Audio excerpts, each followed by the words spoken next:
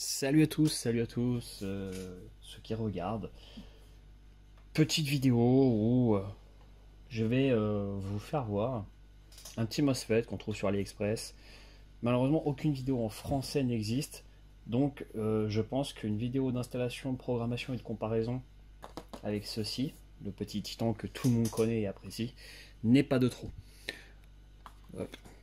Donc, je vais juste sortir le module pour comparer à ce module-ci, le T238. Vous voyez le fameux, tous ceux qui en parlent, etc. Donc le fameux T238. Hop, voilà. Donc alors, il nous vient à l'intérieur dans une boîte. Donc ça fait vraiment penser au Titan. Ils ont vraiment été... voilà, jusqu'à copier un petit peu la boîte. Donc à l'intérieur, hop, dans un écran en mousse, on va y retrouver en mandarin, donc je ne lis pas le mandarin, désolé. Le manuel d'utilisation, ça on va le mettre de côté parce qu'il va nous servir. Un patch, ça c'est pour Bibi. Et dedans on va y retrouver donc le module. Donc là il était déjà installé, mais je l'ai démonté pour vous faire une vidéo d'installation, etc. Dedans on va y retrouver une prise Tamiya mâle et femelle. Les deux câbles qui normalement sont soudés sur le module, moi je les ai dessoudés. Des modules des cosses Tamiya, hop, mâle et femelle, de la gaine thermo. Les petits ressorts qui sont là, c'est pour les gel blasters, parce que oui, à la base c'est fait pour les gel blasters, mais on s'est rendu compte que c'est largement compatible avec les répliques d'Airsoft, vu que ça utilise à peu près la même mécanique. Hop, donc les câbles, je vous les fais voir juste après. On aura ce petit joint qu'il faut garder. Et on a aussi également les petits stickers blancs à coller sur le selector plate. Voilà. Donc, le module, le voici, le voilà. Donc, quand on regarde, c'est quand même pas mal inspiré du Titan, hein. Il faut pas se voiler la face. On a quand même une belle copie du Titan version ultra cheap, mais ça reste quand même une copie du Titan. Voilà, donc avec des capteurs optiques. Alors c'est ultra cheap, hein, ça coûte 30 €. Prix dégressif si on en prend plusieurs, de ce que je vois sur AliExpress. D'ailleurs, je vais en faire tout un stock, parce que vu l'engouement maintenant que ça prend, à mon avis, les prix vont un petit peu augmenter. Donc voilà, le T238 à gauche et le Titan à droite. Donc on y voit la puce ici de gestion sur le Titan et sur le module que l'on peut enlever, tandis que ici il n'y a rien. Mis à part ici le capteur du gear et ici le capteur de détente. Alors qu'ici on a les capteurs de détente plus le capteur de gear. Voilà, donc déjà ça change. Alors ça paraît vraiment cheap, mais bon, ça va pas casser comme ça, enfin du moins je pense pas. Là voilà le module du T238. Donc on a plusieurs capteurs, les puces de gestion, etc. Enfin c'est vraiment ultra cheap, mais ça fonctionne. On va voir ça tout de suite. De l'autre côté, hop, donc le capteur du sélecteur de tir, sélecteur plate ici. Tandis que là, voilà, c'est beaucoup plus propre chez Titan, mais c'est pas le même prix. Enfin chez Gate, du moins. Donc forcément, le prix n'est pas le même. Les fonctionnalités ne sont pas les mêmes, les garanties ne sont pas les mêmes, etc. etc. Alors, pour l'installation, alors, si on ne connaît pas, c'est la merde.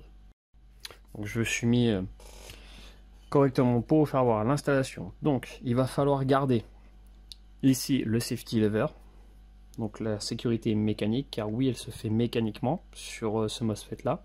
On garde la sécurité mécanique. Bon, à la limite, le selector plate, les petits stickers qui vont coller dessus, la petite rondelle qui est là, la vis ici du cut-off lever, et enfin votre module. Bien sûr, au préalable, vous avez calé vos gears, fait la OE, etc., etc. Donc, en premier lieu, il va falloir installer le module. Donc le module, voilà, on l'installe modèle câblage arrière.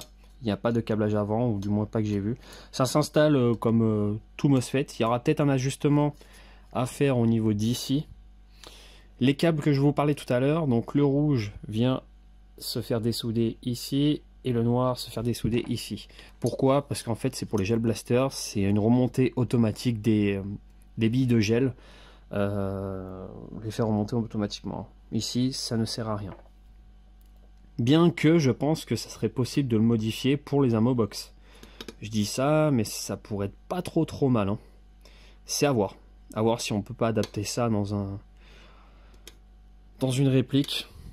Donc par exemple les M249 de chez Lancer Tactical, les CT, etc. Enfin celles que Cybergun repack. Donc hop, on met d'abord la rondelle, puis la vis. En fait la rondelle ici c'est un joint qui vient faire en fait isolant. Ensuite, on enlève hop, le noir qui est ici. On vient mettre d'abord le rouge, le tout fin. Simplement que c'est lui le plus fin, donc c'est celui qu'il faut le protéger en premier. Ensuite, on vient mettre le noir batterie, hop, par-dessus. Et enfin, on vient mettre le noir moteur, pour le négatif moteur. Voilà. L'avantage de chez GEG, ils ont des petites... hop, des petites entretoises qui viennent se mettre normalement pour les câbles. Donc moi je les réutilise, ça permet de maintenir les câbles correctement et qu'ils ne bougent pas. Hop. Bon, c'est un peu galère à mettre au début, mais une fois que c'est mis, ça bouge pas. Ensuite on vient y souder votre cosse que vous voulez pour la batterie, donc moi Téline. Donc ça c'est pour un ami, hein, pas du moins pour sa femme. Une fois que c'est fait, on va devoir ajuster le selector plate. Alors le selector plate, c'est tout con à faire, mais il faut savoir le faire également. Hop, là on vient simplement revisser 2 vis ou 3 vis, comme vous voulez. Moi j'en sers que 2. C'est juste histoire que ça maintienne bien la gearbox fermée. Comme ceci. Hop, quand c'est fait, il va falloir mettre votre selector plate. D'accord, donc le GG, il faut y aller mollo pour pas qu'il casse, parce que sinon bah, je suis comme un fruit. Hop, on vérifie qu'il coulisse bien. Hop, on vient mettre ça comme ceci, en faisant gaffe au câble.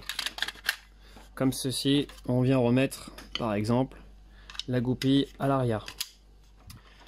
De là, il va falloir trouver votre position pour le safe semi et l'auto. Alors pour ça, c'est tout bête. Je vais essayer de mettre la lumière. Pour ça, c'est vraiment tout bête. Je vous conseille d'enlever le bolt catch.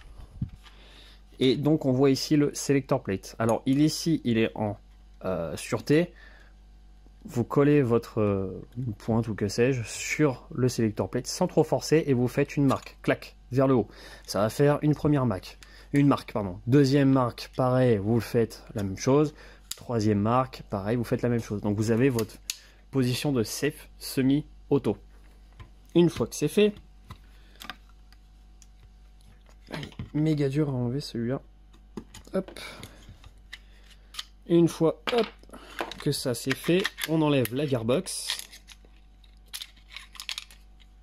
Et là on voit tout de suite, alors ça c'est les anciennes marques, on voit tout de suite ici que l'on a les 3 marques. Donc safe, semi et auto. Hop. Sachant que le capteur de selector plate qui est ici ne doit pas être couvert, donc pas caché, quand il est en position semi. Sinon ça vous fera du full.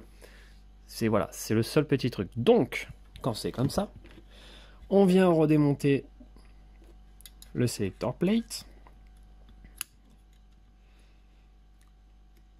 Hop. On fait les ajustages qui va bien, on vérifie, tac. Moi, ce que j'ai fait sur la RP9, du moins sur la RP9, j'ai installé que sur celui-là. Couper légèrement ici, limer légèrement le selector plate. Et au moment de mettre donc le sticker, j'ai fait un trait noir. un peu comme sur le Titan, sur certains sélecteurs plate, j'ai fait un trait noir qui va permettre justement que même si mon sélecteur plate cache très légèrement le capteur optique qui est ici, et ben ça va faire comme si qu'il n'y avait pas de sticker qui réfléchit la lumière. Donc ça fera du semi-auto. Et pareil pour le full, vu qu'il sera caché totalement. Une fois qu'on a le selector plate qui est calé par rapport à vos positions, là on peut hop, redémonter. J'en avais mis que 2. Hop. Ensuite, on vient mettre d'abord la détente. Et c'est là où il va falloir en fait vérifier si votre détente est adaptée ou non à ce MOSFET. Donc le souci, c'est que sur la RP9, la détente n'est pas adaptée. Je sais pas si c'est la couleur ou si c'est la forme de la détente qui ne va pas. Mais voilà, il faut vérifier en fait, voir si le capteur, donc comme je vous ai fait voir tout à l'heure, si le capteur est libéré d'ici en fait, si la détente fait bien son office de cache lumière, en gros pour le capteur optique, et donc pour laisser passer la lumière à chaque fois. En fait, ça fonctionne à l'inverse du Titan. C'est con à dire, mais ça fonctionne à l'inverse du Titan. Mais ça fonctionne bien. Une fois que vous avez donc vérifié ça, de toute façon, quand vous allez remonter, vous allez vite le savoir si ça fonctionne ou non. On remonte toute la gearbox. Hop. On vérifie qu'on ait bien tout fait. Normalement, oui. Hop.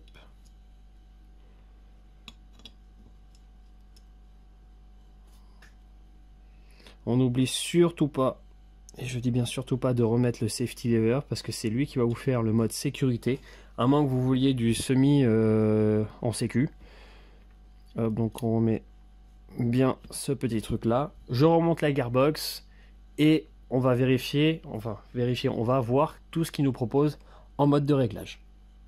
Alors j'ai oublié de préciser, mais je pense que ça me semble logique. Vérifiez que votre bevel gear, enfin spur gear, sector gear, pardon, je vais y arriver, ne touche pas les capteurs optiques ni tout ce qui est composants électroniques sur la carte imprimée, hein.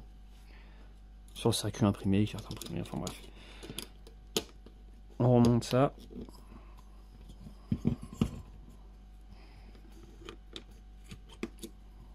Hop.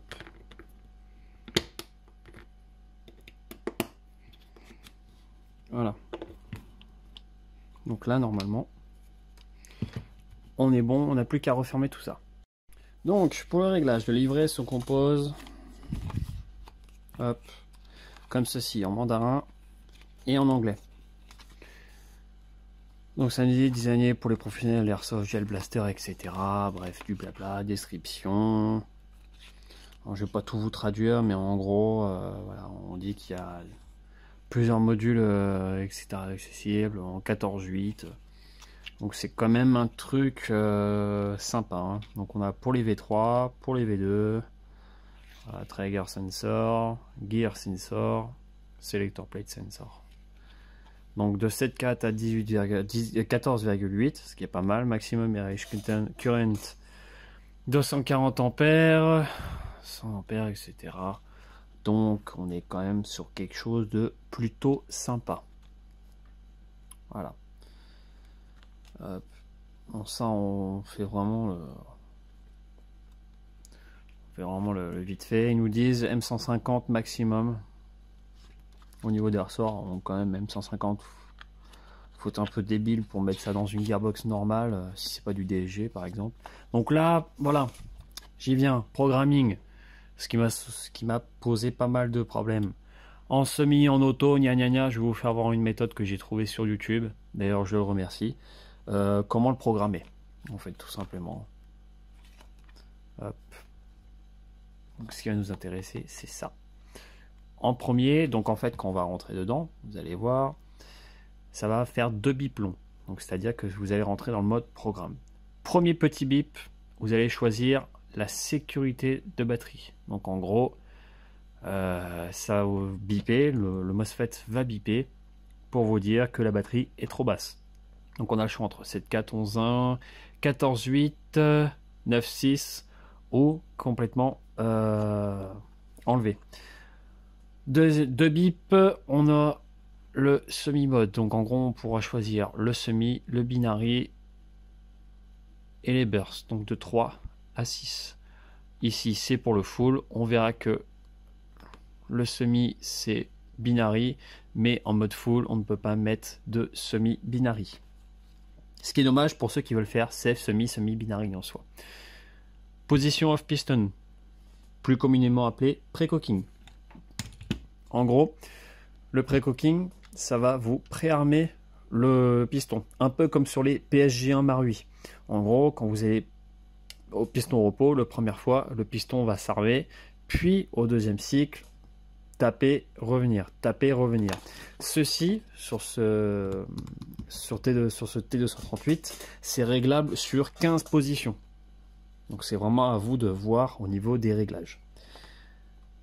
Single shot delay, en gros, entre chaque tir, vous allez devoir choisir ou non, ça dépend ce que vous voulez, on voit no delay, combien de temps le MOSFET se coupe, entre guillemets, c'est un sniper delay pour faire vraiment au plus simple.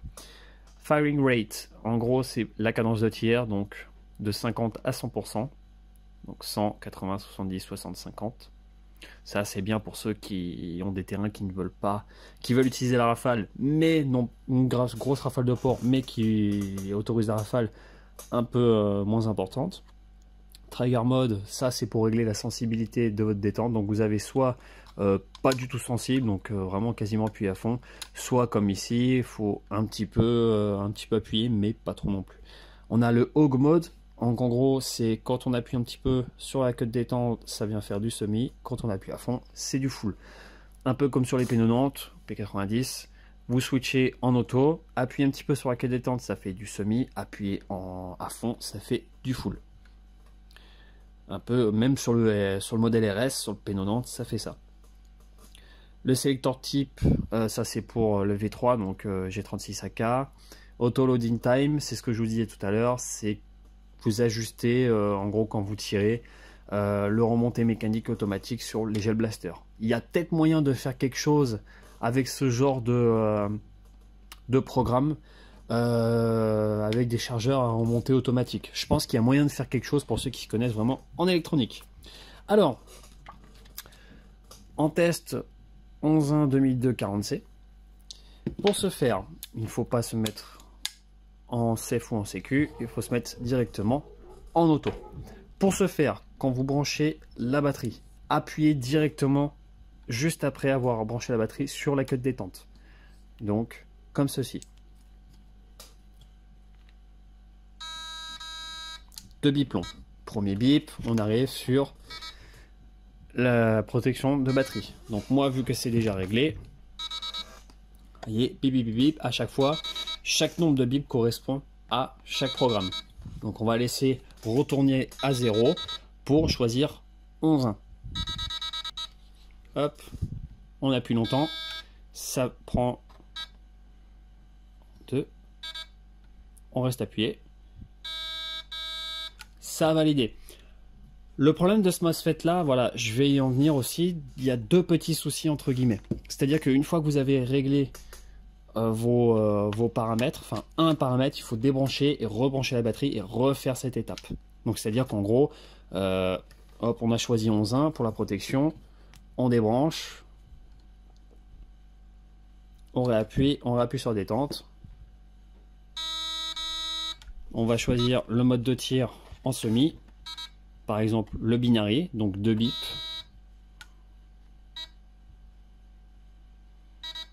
On appuie. Le binary, donc pour ceux qui ne connaissent pas, on appuie, ça tire, on relâche, ça tire. Hop. Ça donne des semis très sympas.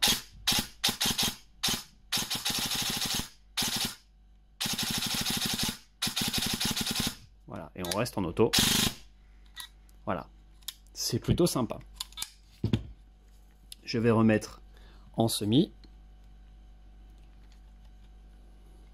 Hop. On attend les 2 bips. Premier non. Deuxième oui. On appuie longtemps. Ça valide, on est dans le programme. Premier bip, semi.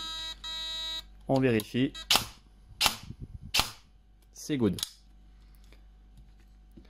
On attend, hop. Donc pour le full auto, pareil, c'est la même chose. Je vais vous faire voir le burst de 3. On verra, il y a une petite particularité.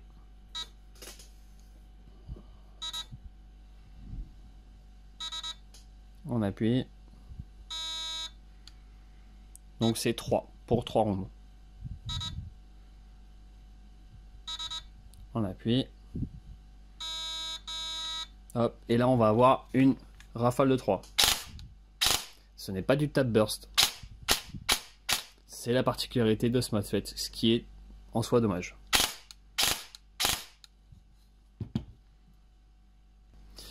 Donc, comme je vous le disais, on va dire 2 petits soucis avec ce MOSFET. Vous entendez? Ce petit bip à chaque fois n'est pas enlevable. Ce qui est dommage, je pense que c'est un peu gênant pour la discrétion, mais pour la fonctionnalité, ça ne change rien. Tac. Et en sécu, on a notre sécurité.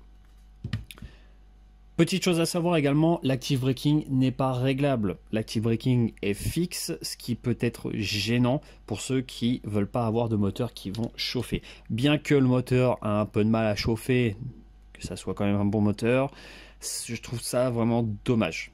Ensuite, le dernier petit souci, je trouve, c'est qu'il n'y a pas de tap burst sur ce mode en burst tout simplement. Donc voilà, moi en conclusion, je remercie mon pote Cédric qui m'a confié la réplique de sa femme pour l'upgrader, ce qui a été fait, mais surtout pour m'avoir laissé l'autorisation de faire une petite review du T238 et enfin surtout un modèle d'explication pour programmer ce MOSFET et l'installation qui en soi n'est pas difficile. Donc c'est quand même un MOSFET très sympa, je trouve. On a quand même quelque chose qui est vraiment super cool. Néanmoins, voilà, il y a quelques petits défauts qui mériteraient d'être améliorés. On va pas non plus chipoter pour 30 balles, c'est quand même pas mal. Voilà, j'espère que cette petite vidéo review vous aura aidé et vous aura plu. Et puis moi, je vous dis à bientôt pour une nouvelle petite review. Ciao!